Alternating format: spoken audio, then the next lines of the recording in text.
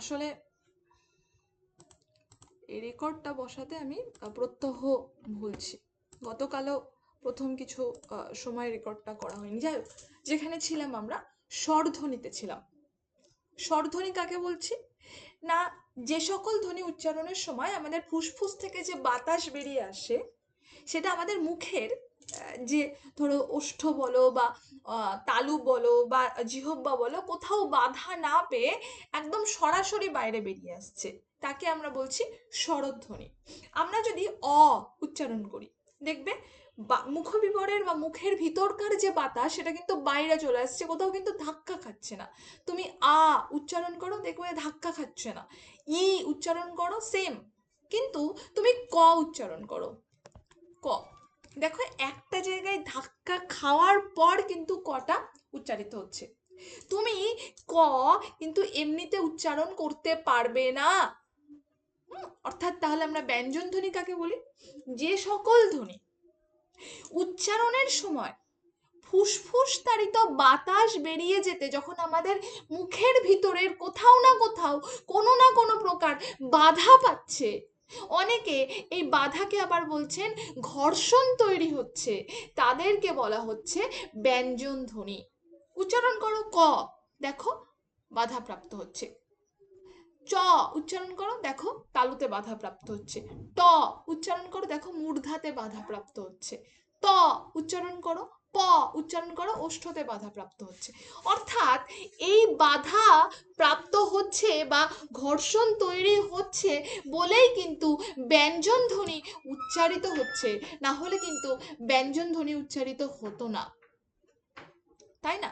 তাহলে আমরা স্বরধ্বনি বুঝলাম, যেখানে কিনা কোনো বাধা পাওয়া যাচ্ছে না।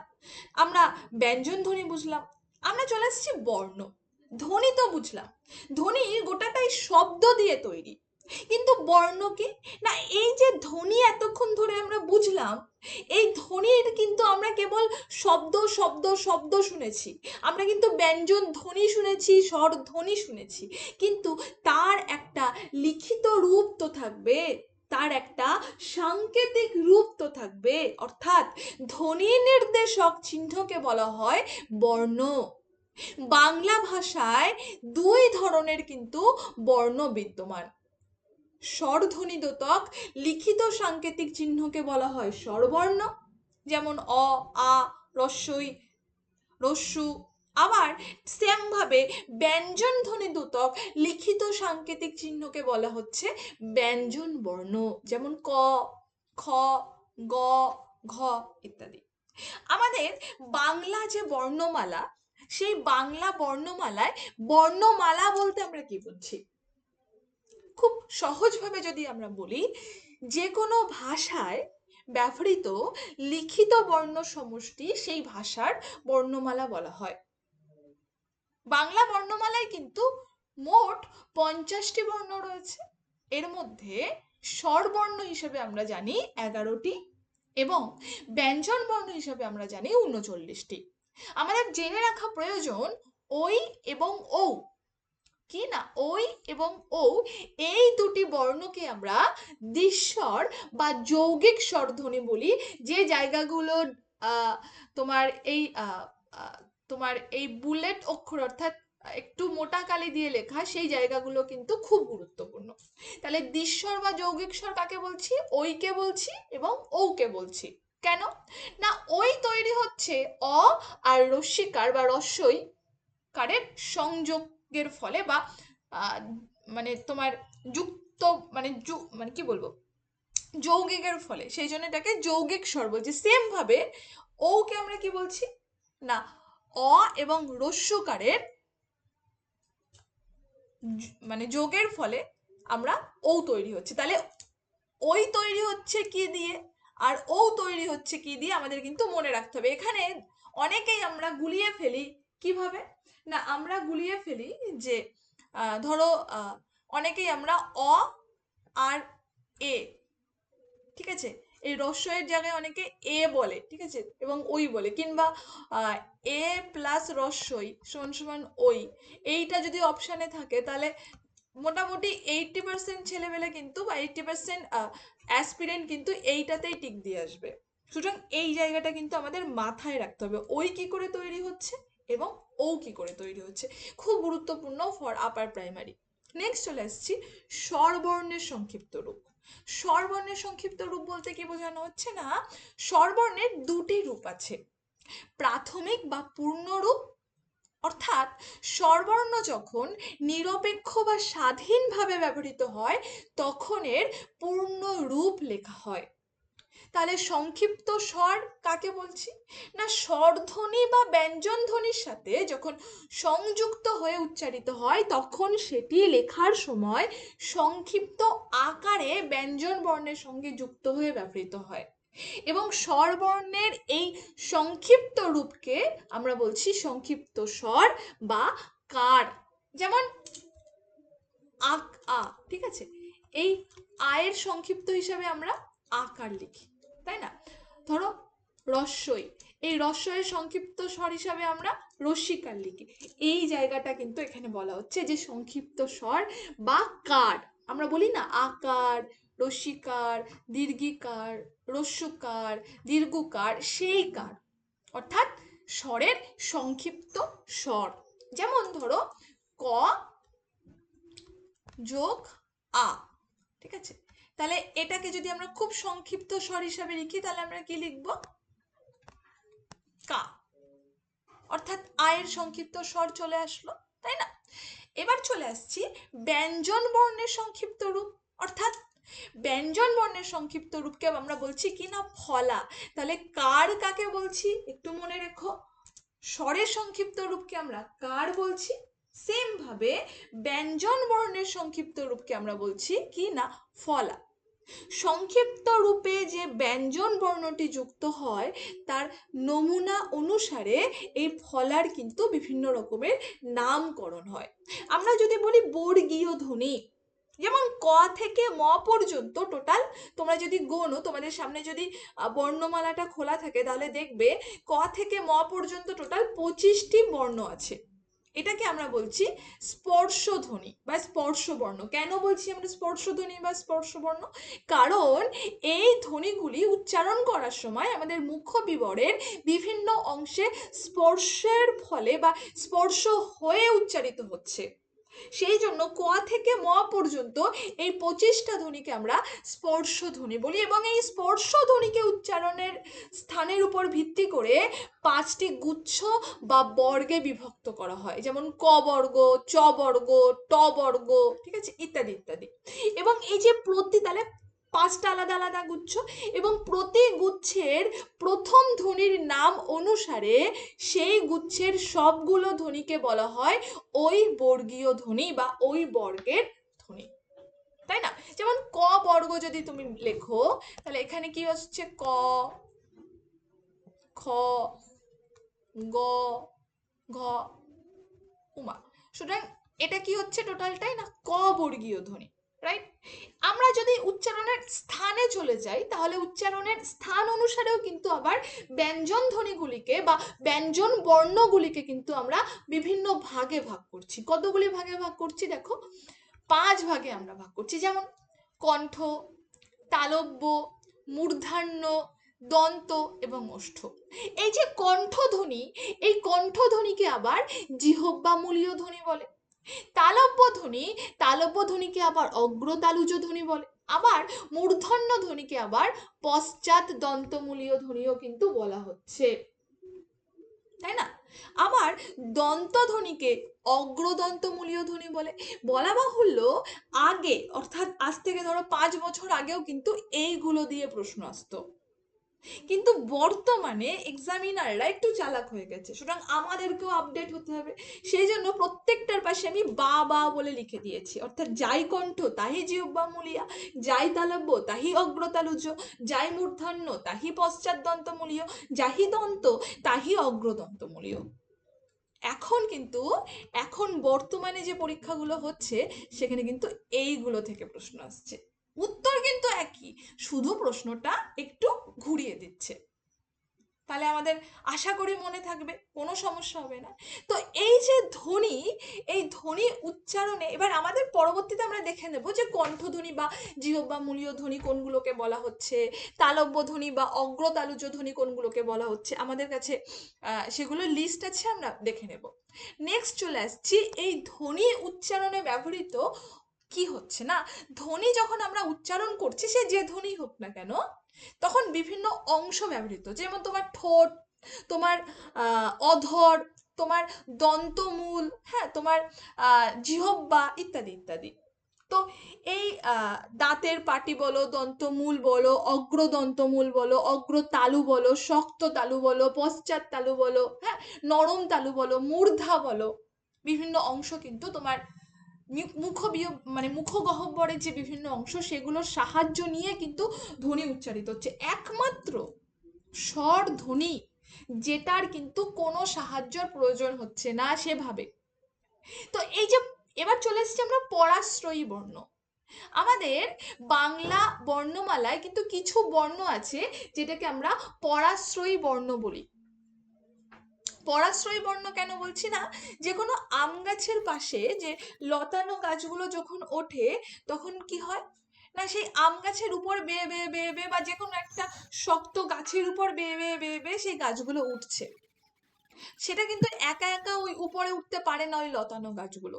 ঠিক তেমন ভাবেই অনুস্বর, চন্দ্রবিন্দু, বিসর্গ, ঠিক আছে, এই যে বর্ণগুলো, এগুলো কিন্তু একা উচ্চারিত হয় না। তুমি অনুস্বর একা উচ্চারণ করতে পারবে না, তুমি বিসর্গ একা উচ্চারণ করতে পারবে না, বা চন্দ্রবিন্দু একা উচ্চারণ করতে পারবে না। এই বর্ণগুলি স্বাধীনভাবে স্বতন্ত্র বর্ণ হিসেবে বাংলা ভাষায় কিন্তু কোথাও ব্যবহৃত হয় না, এবং এই বর্ণে দোতিত ধ্বনি অন্য ধ্বনির সঙ্গে মিলিত হয়ে একত্রে উচ্চারিত হবে, তবেই কিন্তু এই ধ্বনির রূপ পাবে। যেমন কয়ের পাশে যদি আমরা বলি অনেশ্বর, তখন আমরা উচ্চারণ করছি কং, কিন্তু তুমি শুধু অনেশ্বর উচ্চারণ করবে, তুমি পারবে না, সেই জন্য এটাকে বলা হচ্ছে পরাশ্রয়ী বর্ণ। এবং আমরা চলে এসেছি নাসিক্য বর্ণ। নাসিক্য বর্ণ কাকে বলছি না, যেসব ধ্বনি উচ্চারণের সময় আমাদের ফুসফুস এবং সেখান থেকে যে নিঃসৃত বায়ু আমাদের মুখগহ্বর ছাড়াও নাসারন্ধ্র দিয়ে, অর্থাৎ আমাদের নাসিকা দিয়ে বের হয়, অর্থাৎ উচ্চারণের সময় নাসিকার সাহায্য নিতে হয়, তাদের বলা হয় আনুনাসিক বা নাসিক্য ধ্বনি। যেমন তুমি ওয়া উচ্চারণ করো, তুমি নাকটা টিপে ধরো, মানে তোমরা যদি বলো তোমাদের যে নাকটা, নাসিকা, সেই নাসিকাটা তোমরা জাস্ট হাত দিয়ে টিপে ধরো, টিপে উয়া উচ্চারণ করো, ইয়া উচ্চারণ করো, মূর্ধন্য উচ্চারণ করো, মানে ন, ন, ম উচ্চারণ করো, পারবে না। পারছো কি? কেউ পারলে আমায় বলো, পারছো কি? সম্ভব নয় কিন্তু। সেই জন্য এটাকে বলা হচ্ছে কি না নাসিক্য ধ্বনি, কারণ এই ধ্বনিগুলি উচ্চারণের জন্য কিন্তু এই নাসিকার সাহায্য প্রয়োজন, তাই না? এবার চলে এসেছি আমরা যৌগিক স্বর। দেখো বাংলায় টোটাল 25টি কিন্তু যৌগিক স্বরধ্বনি আছে, তাই না? পাশাপাশি দুটি স্বরধ্বনি থাকলে যখন দ্রুত উচ্চারণের সময় তা একটি সংযুক্ত স্বরধ্বনি রূপে উচ্চারিত হয়, তখন তাকে আমরা বলছি একটা যৌগিক স্বরধ্বনি। এরূপে ঠিক একইভাবে একই সঙ্গে উচ্চারিত দুটি মিলিত স্বরধ্বনিকে আবার যৌগিক স্বরধ্বনি বা দ্বিস্বরধ্ব বলি। কিন্তু যৌগিক স্বর হিসাবে আমরা মোটামুটি ওই এবং ওকে জানি, কিন্তু এর বাইরেও 25টা আছে, এর বাইরেও 23টা আছে। এবার চলে আসছে স্পর্শ ব্যঞ্জন, যেটা একদম শুরুতে বলেছিলাম যে ক থেকে ম পর্যন্ত 5টি বর্গের টোটাল 25টি ধ্বনির উচ্চারণের সময় আমাদের জিহ্বার সঙ্গে অন্যান্য যে বাকযন্ত্র, অর্থাৎ আমাদের মুখের যে অন্যান্য বাকযন্ত্র, তার বিভিন্ন অংশের কিংবা ওষ্ঠের সঙ্গে অধরের বিভিন্নভাবে স্পর্শ ঘটে, যার ফলে ফুসফুস থেকে যে বাতাসটা বেরিয়ে আসছে, সেই স্পর্শের ফলে সেই বাতাসটা বাধা পাচ্ছে এবং একটা নতুন স্বর বা নতুন ধ্বনির সৃষ্টি হচ্ছে। এবং এই বাধা পেয়ে স্পষ্ট হয় বলে এদেরকে বলা হয় স্পর্শ ব্যঞ্জন বা স্পৃষ্ট ব্যঞ্জন। যারা একটু কথা বলতে, অনেকে দেখবে আমাদের বাড়ির আশেপাশে অনেক বাচ্চারা আছে, তাদের একটু কথা বলতে সমস্যা হয়, ককে ত বলে, টকে তকে ট বলে, তুমি তোতায় যাবে, এরকম বলে। তো কেন বলো তো? তুমি যেহেতু আমরা যথেষ্ট বড় হয়েছি, একটু পড়াশোনা জানি, কিছু সোশ্যাল কাজ তো আমাদের করা প্রয়োজন, তাই না? সেই বাচ্চাদেরকে শুধু বলতে হবে যে এই যে তুমি তোতায় যাবে, অর্থাৎ ও কয়ের উচ্চারণটা করতে গিয়ে ও তয়ের জায়গায় তয়ের, অর্থাৎ আমাদের তালুতে গিয়ে ও কয়ের উচ্চারণ করতে চাইছে, তখন ওকে বলতে হবে যে তালুতে জিভ না ঠাকিয়ে তুমি কোথায় যাবে, অর্থাৎ কণ্ঠের ওখানে জিভটা ঠাকাতে। আমাদের এই যে জিহ্বার সঙ্গে যে স্পর্শ হচ্ছে বিভিন্ন জায়গা, সেই জায়গাটাকে যদি আমরা আইডেন্টিফাই করিয়ে একটু বোঝাতে পারি এই সমস্ত চাইল্ডদের, তাহলে কিন্তু এটাকে আমরা ওয়ান টাইপ অফ থেরাপি বলি, ঠিক আছে, স্পিচ থেরাপি। তো এই স্পিচ থেরাপিটা কিন্তু ঠিক এরকম ভাবে হয়। এটা আমি তোমাদেরকে তোমাদের পেডাগজিতে আছে, তোমাদেরকে আমি আগামীতে করাতে হবে আমাকে, যাই হোক সেটা পরবর্তীতে আসবে, ধীরে ধীরে আসবে। তো যেখানে ছিলাম আমরা, যে এই উচ্চারণ অনুযায়ী বিভিন্ন জায়গায় স্পৃষ্ট হচ্ছে বা স্পর্শ হচ্ছে, সেই জন্য একে আমরা বলছি স্পর্শ ব্যঞ্জন বা স্পৃষ্ট ব্যঞ্জন ধ্বনি। তো এই উচ্চারণ বৈশিষ্ট্য অনুযায়ী স্পর্শ ব্যঞ্জন ধ্বনিকে আমরা দুটো ভাগে ভাগ করছি। বিভিন্ন বইতে তোমরা অঘোষ ধ্বনি ঘোষ ধ্বনি পাবে, কিন্তু এই অঘোষ ধ্বনি বা ঘোষ ধ্বনি যে স্পর্শ ব্যঞ্জনের ভাগ, সেটা বোধহয় আমরা পাই না। তাহলে এই অঘোষ ধ্বনি কাকে বলে? না, আমাদের যে বর্ণমালা, এই বর্ণমালার তো বিভিন্ন বর্গ আছে, অর্থাৎ যে ধ্বনি উচ্চারণের সময় আমাদের স্বরতন্ত্রী অনুরণিত হয় না, অর্থাৎ ঘর্ষণ খায় না। যেমন ক উচ্চারণ করো, ঘর্ষণ খাচ্ছে না। খ উচ্চারণ করো, ঘর্ষণ খাচ্ছে না। কিন্তু তুমি গ উচ্চারণ করো, তোমার কণ্ঠস্বর কিন্তু গম্ভীর হয়ে যাচ্ছে। কেন বলো তো? কারণ তোমার যে স্বরতন্ত্রী সেটা কিন্তু ঘর্ষণ খাচ্ছে। চ উচ্চারণ করো, দেখবে খুব সিম্পল একটা, কিন্তু ঝ দেখো গম্ভীর একটা শব্দ বেরোচ্ছে। তো এই অঘোষ মানে যেখানে কোনো অনুরণিত হচ্ছে না, ঘর্ষণ খাচ্ছে না। ঘোষ মানে যেখানে কিনা অনুরণিত হচ্ছে, ঘর্ষণ খাচ্ছে। তাহলে কোনটাকে আমরা অঘোষ বলছি, কোনটাকে আমরা ঘোষ বলছি, সেটা আমরা একটা ছকের মাধ্যমে দেখে নেব। তার আগে একটু অল্প প্রাণ ধ্বনি মহাপ্রাণ ধ্বনিটা দেখে নিই। যে ধ্বনি উচ্চারণের সময় বাতাসের চাপের স্বল্পতা থাকে তাকে অল্প প্রাণ ধ্বনি বলে। অল্প প্রাণ, তাই না? অর্থাৎ আমরা যে নিঃশ্বাস নিচ্ছি, এই নিঃশ্বাস বা প্রশ্বাস, তার ফলে আমাদের জীবন ধারণ করছি, আমরা বেঁচে আছি।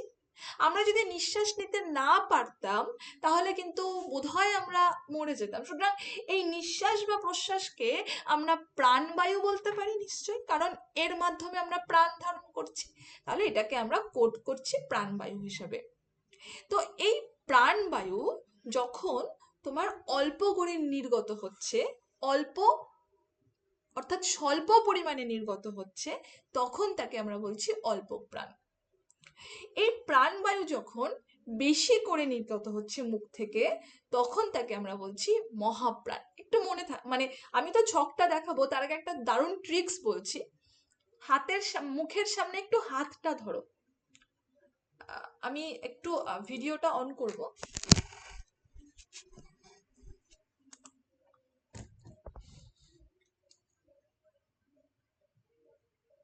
এক সেকেন্ড। আমাকে আশা করি দেখা যাচ্ছে। এই যে মুখ, এই মুখের সামনে তুমি হাতটা ধরবে, ঠিক আছে? এই হাতটা তুমি ক উচ্চারণ করো, ধরে ক উচ্চারণ করো। দেখবে তোমার হাতে কিন্তু কোনো নিঃশ্বাস পড়ছে না, কিন্তু তুমি খ উচ্চারণ করো, খ, দেখবে তোমার হাতে এসে কিন্তু বায়ুটা ধাক্কা খাচ্ছে। আমি কি ভুল বলছি কোনো? আমি কি কোনো ভুল বলছি? না ম্যাম।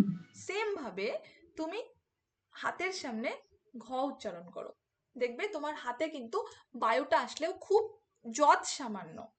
কিন্তু সেম ভাবে তুমি হাতের সামনে এসে যদি গ উচ্চারণ করো, তাহলে দেখো একটা একটা তুলনামূলক একটা সরি, তুমি যদি হাতের সামনে যদি গ উচ্চারণ করো তাহলে দেখবে বায়ুটা কিন্তু খুব অল্প পরিমাণে আসছে, কিন্তু হাতের সামনে যদি ঘ উচ্চারণ করো তাহলে দেখো একটু বেশি বায়ু কিন্তু হাতের সামনে এসে ধাক্কা খাচ্ছে। সেম, অর্থাৎ ক, গ, চ, জ এগুলো কিন্তু সব অল্প প্রাণ। এগুলো থেকে তোমার যে প্রাণ বায়ু সেটা অল্প বেরোচ্ছে। তুমি মহাপ্রাণ যখন দেখবে তখন খ, ঘ, ছ, ঝ প্রত্যেকটাতেই কিন্তু তোমার প্রাণবায়ু বেশি করে নির্গত হচ্ছে। ঠিক আছে, চলো এবার চলে এসেছি আমরা উষ্ণধ্বনি। আমরা একদম শেষে একটা ছক দেখে নেব। উষ্ণধ্বনি বলতে আমরা কি বুঝছি? না, যে ব্যঞ্জনের উচ্চারণের বাতাস, অর্থাৎ যে ব্যঞ্জন ধ্বনি উচ্চারণের সময় আমাদের যে বাতাস মুখবিবরের কোথাও বাধা না পেয়ে কেবল ঘর্ষণ প্রাপ্ত হয়, কেবল ঘর্ষণ প্রাপ্ত হয় এবং শীষ ধ্বনির সৃষ্টি হচ্ছে, সেটিকে আমরা উষ্ণধ্বনি বলি। যেমন তালব্য স, অর্থাৎ স, যে কোনো তিনটে সই, স, স, স, এই তিনটি বর্ণে দোতিত ধ্বনি অঘোষ অল্প প্রাণ আর হ ঘোষ মহাপ্রাণ ধ্বনি, এই তিনটে ধ্বনিকেই কিন্তু আমরা একসাথে উষ্ণ ধ্বনি বা শীষ ধ্বনিও বলবো, সেই সঙ্গে সঙ্গে হ। এবার চলে এসছি আমরা অন্তস্থ ধ্বনি। অন্তস্থ ধ্বনি বলতে কি বোঝানো হচ্ছে? না, স্পর্শ বা উষ্ণ ধ্বনির মাঝে আছে কি না অন্তুজ র, ল, ব। আমি আরেকটা পিডিএফ খুলবো একটু, না হলে তোমাদেরকে একটু বুঝতে অসুবিধা হচ্ছে, বুঝতে পারছি। এক সেকেন্ড।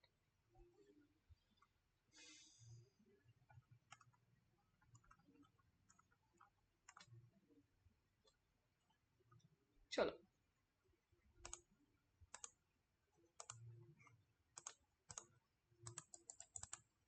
দেখো, আমি বলেছিলাম যে তোমাদের যে উচ্চারণ স্থান অনুযায়ী আমি একটা শ্রেণী বিভাগ কিছুক্ষণ আগে তোমাদেরকে বলেছিলাম, সেই শ্রেণী বিভাগ কোনগুলোকে কোনটার মধ্যে ফেলা যায়। অর্থাৎ আমরা যদি স্বরধ্বনির ক্ষেত্রে দেখি তাহলে কণ্ঠধ্বনি কাকে বলছি, তালব্য ধ্বনি যদি দেখি তাহলে তালব্য ধ্বনি কাকে বলছি, অষ্টধ্বনি কাকে বলছি, কণ্ঠ তালব্য ধ্বনি কাকে বলছি, কণ্ঠস্থ ধ্বনি কাকে বলছি, মূর্ধন্য ধ্বনি কাকে বলছি, এখানে রয়েছে। এটা কিন্তু স্বরধ্বনির জন্য প্রযোজ্য। অর্থাৎ আমরা যখন অ উচ্চারণ করছি তখন কিন্তু সেটা কণ্ঠের সাহায্যে উচ্চারিত হচ্ছে।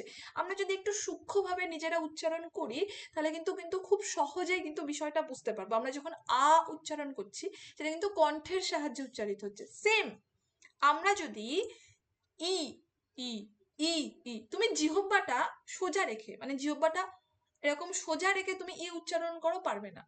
অর্থাৎ কোথাও গিয়ে আমাদের যে তালু, এই তালুর সাহায্য কিন্তু ই নিচ্ছে।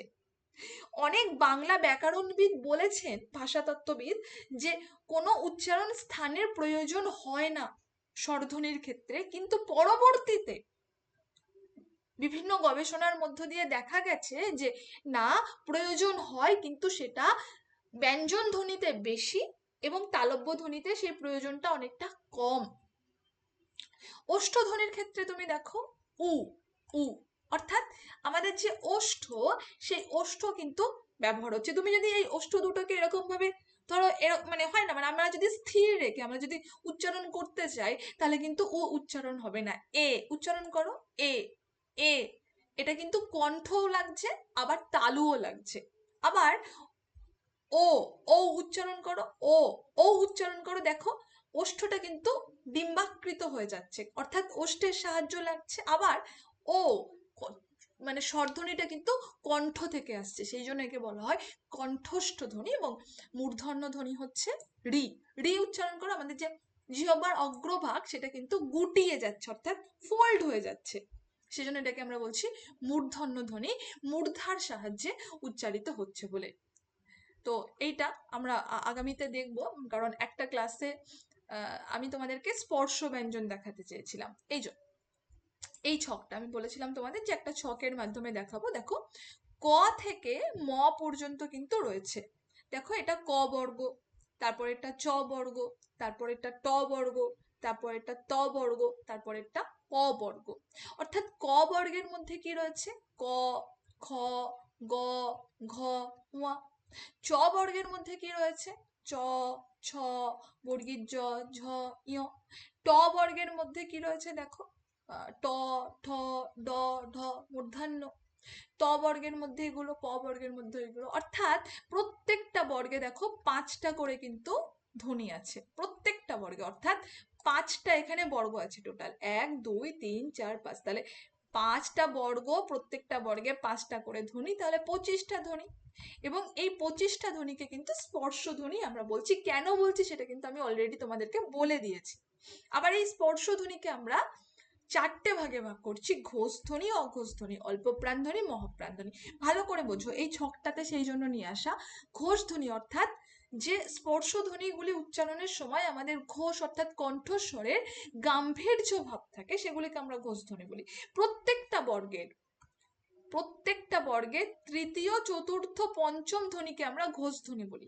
তাহলে এই যে বর্গটা দেখতে পাচ্ছি আমরা, এই বর্গের তৃতীয়, চতুর্থ এবং পঞ্চম, যেমন গ, ঘ, উয়া, বর্গীর জ, ঝ, এই যেখানে আমি স্কাই কালার দিয়ে মার্ক করছি, সেগুলো কিন্তু সবটাই কি ধ্বনি না ঘোষ ধ্বনি। তাহলে অঘোষ ধ্বনি কোনগুলো বলছি? অঘোষ ধ্বনি অর্থাৎ যে স্পর্শ ধ্বনিগুলো উচ্চারণের সময় আমাদের কণ্ঠস্বরের মৃদু ভাব থাকে, যেমন প্রথম দুটো, যেমন ক, খ, চ, ছ, ট, ঠ, ত, থ, প, ফ। তাহলে ক থেকে ম পর্যন্ত যে স্পর্শ ব্যঞ্জন আছে, সেই স্পর্শ ব্যঞ্জনের প্রত্যেকটা বর্গের প্রথম দুটোকে আমরা অঘোষ ধ্বনি বলছি। কেন বলছি বললাম, কারণ এই ধ্বনিগুলো উচ্চারণের সময় আমাদের কি না স্বরতন্ত্রের মধ্যে ঘর্ষণটা কম হয়, ঠিক আছে, গাম্ভীর্য ভাব কম থাকে। এবং শেষ 3টে ধ্বনিকে আমরা ঘোষ ধ্বনি বলছি, কারণ এটা উচ্চারণের সময় আমাদের স্বরতন্ত্রের মধ্যে ঘর্ষণটা বেশি হয়, গাম্ভীর্য ভাব বেশি থাকে। ঠিক আছে, নেক্সট আমরা চলে আসছি অল্প প্রাণ ধ্বনি। তাহলে অল্প প্রাণ ধ্বনি কাকে বলছি না, প্রত্যেকটা বর্গের প্রথম এবং তৃতীয় ধ্বনিকে কিন্তু আমরা অল্প প্রাণ বলছি। আবার প্রত্যেকটা বর্গের দ্বিতীয় এবং চতুর্থ ধ্বনিকে আমরা মহাপ্রাণ বলছি। তাহলে আমরা কি বলেছি অল্প প্রাণ, আমি একটু কালারটা চেঞ্জ করব, প্রথম এবং তৃতীয় ধ্বনিকে আমরা কি বলেছি না অল্প প্রাণ। অর্থাৎ এখান থেকে কিন্তু আমাদের শ্বাসবায়ু বা প্রাণবায়ু তুলনামূলক কম বার হয় বা জোরে বার হয় না। আর মহাপ্রাণ কাকে বলছি, প্রত্যেকটা বর্গের দ্বিতীয় এবং চতুর্থ ধ্বনিকে আমরা মহাপ্রাণ বলছি। Sorry sorry sorry sorry sorry প্রথম প্রথম প্রথম প্রথম হবে এটা। হ্যাঁ, প্রত্যেকটা বর্গের দ্বিতীয় এবং চতুর্থ ধ্বনিকে আমরা মহাপ্রাণ বলছি। দাঁড়াও,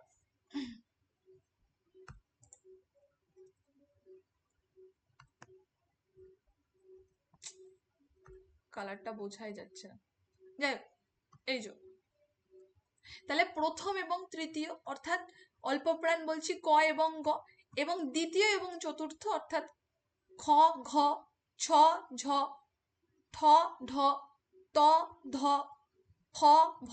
ঠিক আছে, প্রত্যেকটা উচ্চারণের সময় দেখো আমাদের শ্বাসবায়ু কিন্তু বেশি করে নির্গত হচ্ছে। ঠিক আছে, তাহলে এইখানটায় কিন্তু আলাদা করে মনে রাখার প্রয়োজন নেই, মনে রাখলে ভুলে যাবে। শুধু এই জায়গাটা, এই স্পর্শ ব্যঞ্জনের এই ছকটুকু মনে রাখলে কিন্তু আমাদের গোটাটাই মনে থেকে যাবে। এই ছকটা কিন্তু আমাদের মনে রাখতে হবে। এছাড়া উষ্ণ বর্ণ, অন্তস্থ বর্ণ, এই অন্তস্থ বর্ণটা আমি তোমাদেরকে পড়াতে গিয়ে থেমে গেলাম। এই অন্তস্থ বর্ণ কাকে বলে দেখো, আর উষ্ণ বর্ণ কাকে বলে, যেটা বললাম যে তালব্য স, পেটকানা মূর্ধন্য ষ, দন্তস্ব হ, এটাকে উষ্ণ বর্ণ বলে। অন্তস্থ বর্ণ কাকে বলে না, অন্তর্য ল, ল, ব। এই যে 4টে ধ্বনি আছে, এই 4টে ধ্বনি স্পর্শ ধ্বনি এবং উষ্ণ ধ্বনির মধ্যে অবস্থান করছে। এখানে তো শুধু কেবল স্পর্শ ধ্বনিগুলো আছে। আমরা যদি গোটা বর্ণমালাটা একবার দেখি, একবার গোটা বর্ণমালাটা তোমাদের সামনে যদি আমি প্রেজেন্ট করি, এই যে তাহলে স্পর্শ ব্যঞ্জন কোন পর্যন্ত আমি বলেছিলাম, আর একবার তোমরা একটু রিপিট করো, বলো তোমরা নিজেরাই, ক থেকে ম পর্যন্ত। একটু জোরে বলো। ম্যাম, ক থেকে ম পর্যন্ত। ক থেকে ম পর্যন্ত, গুড।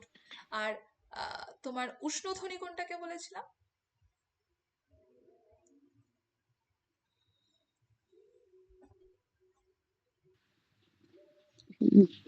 তালবস্য, মূর্ধন্য ষ, দন্তস্ব। হ, এই এই আর হ। হ্যাঁ, গুড।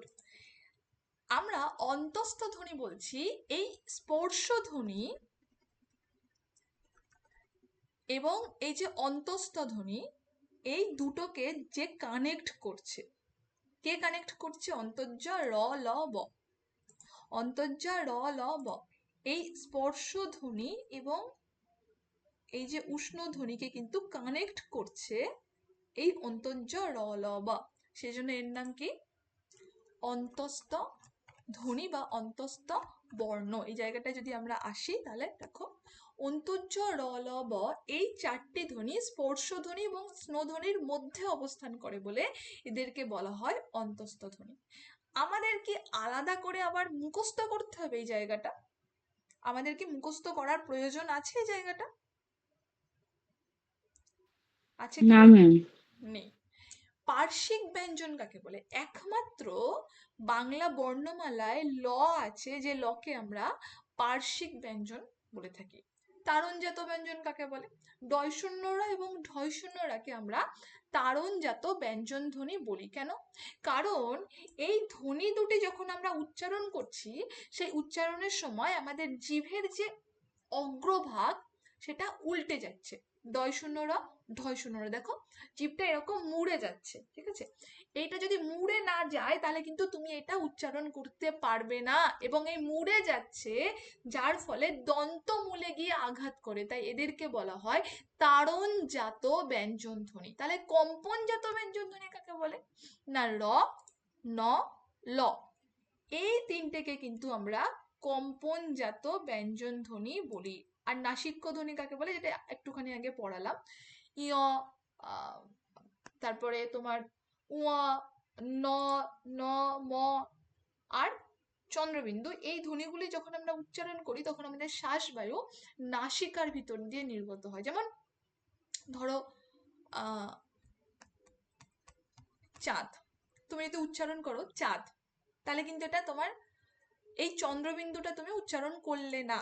এই চন্দ্রবিন্দু সমেত যদি তুমি উচ্চারণ করো তাহলে তোমাকে উচ্চারণ করতে হবে কি? চাঁদ, চাঁদ। অর্থাৎ এই চন্দ্রবিন্দুটা এর যে শ্বাসবায়ু সেটা নাসিকার মধ্য দিয়ে বার করতে হবে, ঠিক আছে? সেই জন্য একে আমরা বলছি নাসিক্য ধ্বনি। এবার চলে আসছে ব্যঞ্জন ধ্বনি। আমাদের এখানে একটা ছক আছে, দেখো, একদম একটা ছকের মধ্যে সবকিছু।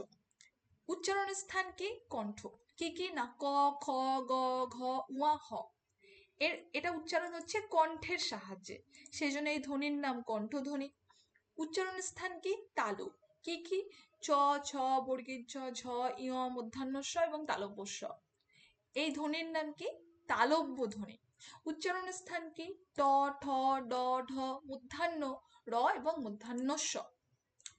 এর উচ্চারণ স্থান কোনটা? মূর্ধা, সেই জন্য এটাকে আমরা বলছি মূর্ধন্য ধ্বনি। সেম ভাবে ত, থ, দ, ধ, দন্তান্ন ল, দন্তস্ব, এর উচ্চারণ স্থান কি? দন্ত, সেজন্য এটাকে আমরা বলছি দন্ত ধ্বনি। দেখো প, ফ, ব, ভ, ম, প্রত্যেকটা ওষ্ঠ, আমাদের এই ঠোঁট, এই ঠোঁট এক জায়গায় জুড়ছে বলেই কিন্তু এই প উচ্চারণ হচ্ছে। তুমি ঠোঁট দুটো এরকম ভাবে উঁচু করে তুমি প উচ্চারণ করো, পারবে না। ফ, দেখো ফ উচ্চারণ করছো, দেখো ঠোঁট একটার সঙ্গে আরেকটা স্পর্শ করছে, সেজন্য এটার উচ্চারণ স্থান ওষ্ঠ, তাই এর নাম ওষ্ঠ ধ্বনি। আর নাসিকা উচ্চারণ, এটা একটুখানি আগে পড়ালাম, তাই এর নাম নাসিক্য ধ্বনি। ঠিক আছে, এই পর্যন্ত আপাতত রাখি, একটু আমরা পেডাগজিটাতে যাই। যতটুকু পড়ালাম এখানে, এখানে কি তোমাদের কোথাও কোনো প্রশ্ন আছে এই ধ্বনিটাতে?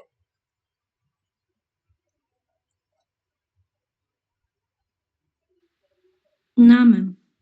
চল আমরা তাহলে একটু পেডাগজিটাতে আমরা দেখে নিই, কারণ আমরা তো ক্লাসে করাবো, কিন্তু তার আগে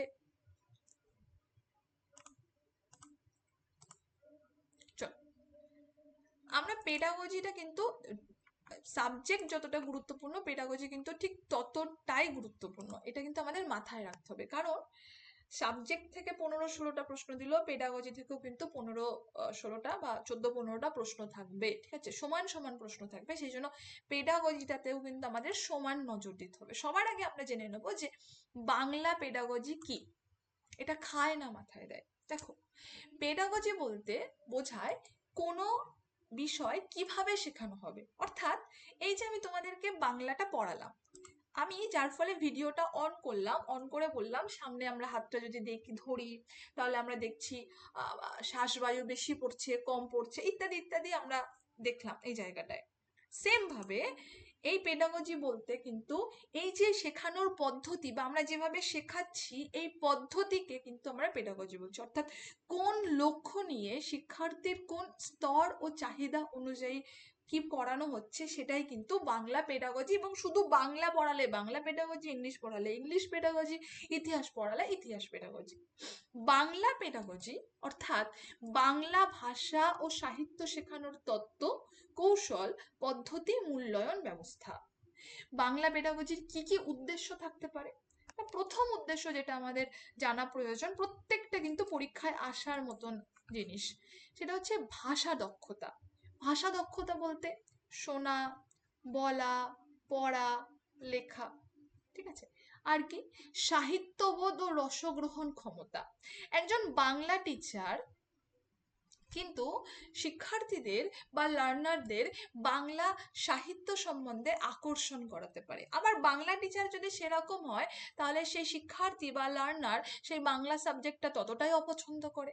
তাহলে তার এই যে পড়ানোর কৌশল, তাই না, তার উপরে কিন্তু একজন শিক্ষার্থীর সেই মানে সেই বিষয়টাকে কতটা ভালো লাগছে, সে কতটা তার রসগ্রহণ ক্ষমতা থাকছে সেটা কিন্তু নির্ভর করছে। অর্থাৎ এই যে সাহিত্য বোধ বা রসগ্রহণ ক্ষমতা বৃদ্ধি করানো, এটাও কিন্তু পেডাগজির একটা অংশ। নেক্সট কি না, চিন্তন, কল্পনা এবং সৃজনশীলতা বিকাশ। নেক্সট কি, মাতৃভাষার মাধ্যমে সংস্কৃতি ও মূল্যবোধ গঠন। আর সেই প্রত্যেকটা বিষয় আগে যে চারটে আমরা জানলাম, সেই প্রত্যেকটা বিষয় যেন আমরা বাস্তব জীবনে ভাষার প্রয়োগ ক্ষমতা তৈরি করে সেদিকে কিন্তু খেয়াল রাখতে হবে। তো এই যে বাংলা ভাষা, এই বাংলা ভাষা শিক্ষার লক্ষ্য কি? সবার প্রথম আমরা দেখব যে ভাষাগত লক্ষ্য, অর্থাৎ আমাদের ভাষাগত লক্ষ্য হচ্ছে শুদ্ধ উচ্চারণ ও বানান। প্রত্যেকটা বানান যেন ঠিক হয়, আর শুদ্ধ উচ্চারণ, আমরা এখন একটু উন্নত হয়েছে, আমরা একটু ইংরেজিতে এটাকে বলি প্রোনাউন্সিয়েশন, সেটা যেন ঠিকঠাক হয়। আর কি বাক্য গঠন ও ব্যাকরণ জ্ঞান যেন ঠিক থাকে। আর কি শব্দ ভান্ডার যেন বৃদ্ধি করে। এটা ভাষাগত লক্ষ্য। কিন্তু কিছু সাহিত্যিক লক্ষ্য আছে, যেমন কবিতা, গল্প, প্রবন্ধ, নাটক, এগুলো বোঝা। আমরা যদি একটু আমাদের স্কুল লাইফে চলে যাই তাহলে দেখবে যে তখন স্কুলে আমরা সেই নন্টে ফন্টে, ঠিক আছে, তারপরে তোমার এই যে কমিক্সের যে বইগুলো পাওয়া যেত, হ্যাঁ, সেগুলো আমরা খুব পড়তাম। বিভিন্ন মানে ইতিহাস ভূগোল বইয়ের মাঝখানে এই গল্পের বইগুলো রেখে আমরা পড়তাম। হাদা হোদা, ঠিক আছে, এই ধরনের আর কি যে বইগুলো আর কি ছিল। তো বিভিন্ন হাসির কবিতা পড়তাম একদম ছোটবেলায়, স্কুল তখন 6-7, কিন্তু আমরা নাটক পড়তাম। কারণ এই যে সাহিত্যিকের মানে সাহিত্যের প্রতি এই যে আকর্ষণ, এটা তৈরি হচ্ছে কোত্থেকে না, সাহিত্যের শিক্ষকের সাহিত্য পড়ানো বা বোঝানো থেকে। আজকে যদি আমরা একজন সাহিত্যের শিক্ষক হয়ে যদি ক্লাসে গিয়ে একদম মুখ ভার করে বই বার করো, পড়ো, একা একা পড়ো, কোথায় বুঝতে পারছো না বলো, আমি বোঝাই, এখানে কিন্তু শিক্ষার্থী বা লার্নাররা কোনো ইন্টারেস্টই গেইন করতে পারবে না, তাই না? বলতো এই যে পড়ানোর যে কৌশল, যার ফলে শিক্ষার্থীর সাহিত্যের প্রতি আকর্ষণ বৃদ্ধি পাচ্ছে, সেটাও কিন্তু একটা লক্ষ্য। এবং সাহিত্যিক সৌন্দর্য উপলব্ধি। আমি একটা শিক্ষার্থীকে দুটো বই দিলাম, একটা হচ্ছে চাঁদের পাহাড়, বিভূতিভূষণ বন্দ্যোপাধ্যায়, আর একটা দিলাম বিভূতিভূষণ বন্দ্যোপাধ্যায়ের ইছামতি। ধরো শিক্ষার্থী পড়ে ক্লাস 10-এ, বলো তোমরা সেই শিক্ষার্থী কোনটাকে ভালো বলবে, সেই লার্নার কোনটাকে ভালো বলবে, আমাকে বলো। ম্যাম চাঁদের পাহাড় গল্পটা। চাঁদের পাহাড় কেন? কারণ সেখানে তাদের মধ্যে কি রয়েছে না, তাদের মধ্যে একটা এই যে ইছামতি, সেটা কিন্তু একটু বড়রা, যা ধর গ্রাজুয়েশন পড়ছে বা মাস্টার ডিগ্রি পড়ছে, এরা বুঝতে পারবে। কিন্তু ওই লেভেলে অর্থাৎ ক্লাস 10, তাদের কিন্তু ওই চাঁদের পাহাড়ের যে সেখানকার যে মিস্টেরিয়াস যে বিষয়গুলো, যে রহস্য, এই যে যাচ্ছে যে বিভিন্ন বিষয়গুলো, সেগুলো কিন্তু তাদের আস্তে আস্তে ধীরে ধীরে সেই যে সৌন্দর্য সাহিত্যের, সেটা কিন্তু উপলব্ধি করাবে। সুতরাং এই যে সৌন্দর্য সে যে উপলব্ধি করবে, সেটাও কিন্তু একজন শিক্ষকের উপর নির্ভর করছে। এবং লেখকের ভাব ও বক্তব্য অনুধাবন করা। একটা জিনিস লক্ষ্য করে দেখবে, তোমাদের জীবন দিয়েই তোমরা লক্ষ্য করো, কারণ পেডাগজি মানেই কিন্তু প্র্যাকটিক্যাল লাইফ। পেডাগজি মানে বইতে পড়ে গেলাম। আবারও বলছি, আপার প্রাইমারির ক্ষেত্রে কিন্তু যতটা সাবজেক্ট গুরুত্বপূর্ণ, ততটা পেডাগজি গুরুত্বপূর্ণ। 150টা প্রশ্নের মধ্যে 75টা প্রশ্ন পেডাগজির আসবে, 75টা প্রশ্ন সাবজেক্টের আসবে। ভালো করে মাথায় রেখে নিও। তো এই যে জায়গাটা, ধরো আমি যদি এখন বলি যে ছোটবেলা থেকে ক্লাস 5 থেকে ক্লাস 12 পর্যন্ত সব থেকে ভালো বিষয় তোমাদের লাগতো, একটা পার্টিকুলার বিষয় নিশ্চয়ই আছে। কোথাও গিয়ে যদি একটু পিছনে চলে যাও, তাহলে এই বিষয়টা তোমাদের ভালো লেগেছে, তার পিছনে কোনো একটা মানুষ আছে। হয় তুমি যার কাছে টিউশন পড়েছো, নাই তোমাদের স্কুলের কোনো শিক্ষক, অর্থাৎ মোদ্দা কথা একজন শিক্ষক কিন্তু আছে। আমি কি কিছু ভুল বলছি? আমি কি কিছু ভুল বলছি? না ম্যাম। সুতরাং না এই ম্যাম, যে ঠিকই তোমাকে বলছেন। ভালো লাগিয়েছে উনি সেই পার্টিকুলার সাবজেক্টটা, সেটাও কিন্তু একটা পেডাগজির অংশ। এবার চলে আসছি আমরা মনস্তাত্ত্বিক লক্ষ্য। মনস্তাত্ত্বিক লক্ষ্য বলতে সবার প্রথম আমরা দেখব আত্মপ্রকাশের ক্ষমতা, তারপরে আমরা দেখব কল্পনা শক্তি, তারপরে আমরা দেখব আবেগ ও সংবেদনশীলতা।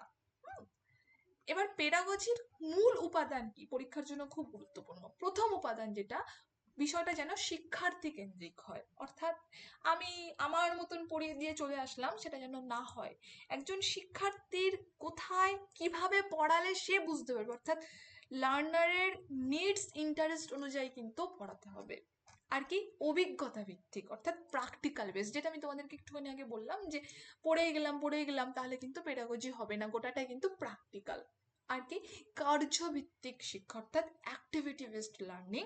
আর কি, ফর্মেটিভ অ্যাসেসমেন্ট, অর্থাৎ গঠনমূলক মূল্যায়ন। ধরো তুমি পড়াতে পড়াতে তুমি চট করে একটা প্রশ্ন করলে এবং সেই প্রশ্ন দিয়ে তুমি বোঝাতে শুরু করলে, that is also a formative assessment.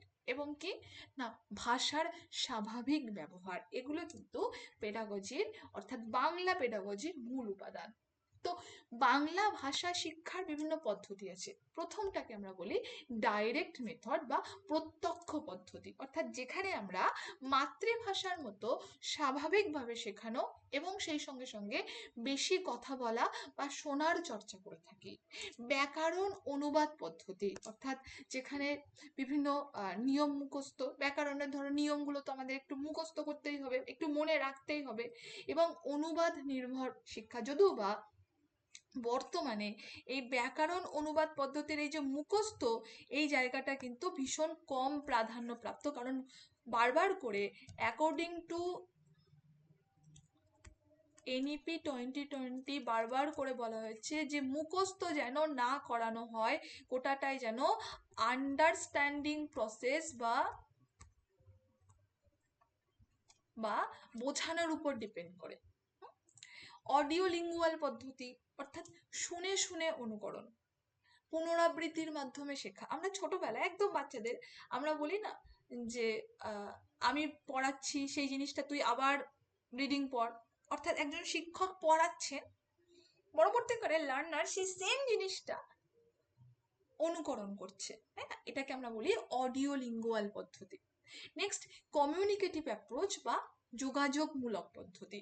এখানে আমরা দেখি যে বাস্তব জীবনের ভাষা ব্যবহার, আলোচনা, প্রশ্নোত্তর দলগতভাবে কাজ করে।